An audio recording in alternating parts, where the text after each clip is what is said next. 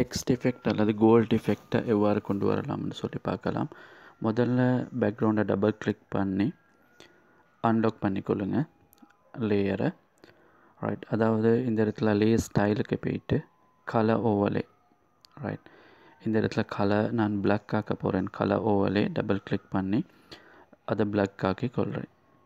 சரி, அதை ஓகே பண்ணிக்கொண்டு ரெண்டாவது ஃபோர்க்ரவுண்ட் கலரை செக் பண்ணிக்கொள்ளுங்க ஒயிட்டான்னு சொல்லி அதை நான் ஒயிட் கலராக செலக்ட் பண்ணி எடுத்துக்கொள்கிறேன். White colour. இப்போ டெக்ஸ்ட்டுக்கு போய்த்து இந்த டெக்ஸ்ட்டை நான் இந்த இடத்துல டைப் பண்ண போகிறேன்.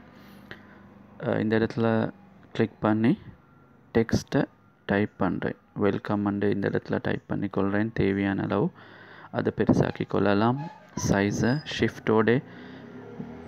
ஷிஃப்ட் கீயை கிளிக் பண்ணிக்கொண்டு பெருசாக்கி கொள்ளுங்க. ரைட், இந்த இடத்துல உங்களுக்கு பார்க்கலாம் இந்த கலரை. ரைட், இப்போது இந்த இடத்துல லேயர் ஸ்டைல் போய்த்து கிரேடியன்ட் ஓவர்லேயில் கிரேடியன்ட் என்று சொல்லக்கூடிய இடத்த டபுள் கிளிக் பண்ணி இந்த இடத்துல பாருங்கள் கலர் ஸ்டாப் டபுள் கிளிக் பண்ணுங்கள். தேவையான கலரை, அதாவது yellow கலருக்கு கிட்ட உள்ள கலரை செலக்ட் பண்ணி ஓகே பண்ணிக்கொள்ளுங்க. அதுக்கு இந்த கலரை நான் காப்பி பண்ணிக்கொள்கிறேன். இந்த இடத்துல காப்பி பண்ணிக்கொள்ளலாம். காப்பி. ரைட், இப்போ ஓகே பண்ணுங்கள். ரைட், அதே கலரை அடுத்த சைடுக்கும் நான் எடுக்க போகிறேன். இந்த இடத்துல கிளிக் பண்ணி அதே கலரை பேஸ்ட் பண்ணுங்கள். கீழே அதே கலர் வரும். ஓகேயா?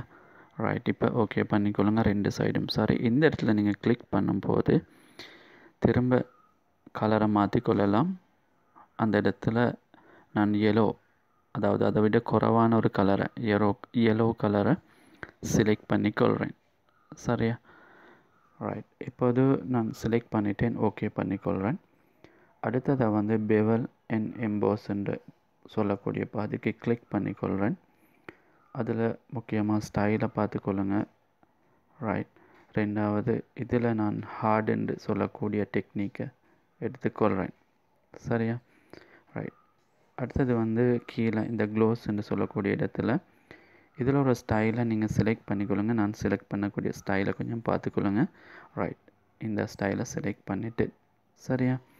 ரைட், ஒப்பாசிட்டியை கிட்டத்தட்ட 3/4 மாதிரி எடுத்து வச்சுக்கொள்ளுங்க. 70 மாதிரி, 75 மாதிரி.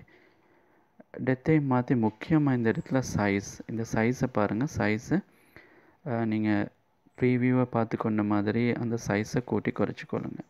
ரைட், இந்த இடத்துல சைஸ் முக்கியமாக பாருங்கள் ப்ரீவியூவில் எப்படி காட்டுதுன்னு சொல்லி தேவையான அளவு அந்த சைஸை கூட்டி குறைச்சி தேவையான அளவில் நீங்கள் வச்சு உங்களுக்கு ஓகே பண்ணிக்கொள்ளலாம்.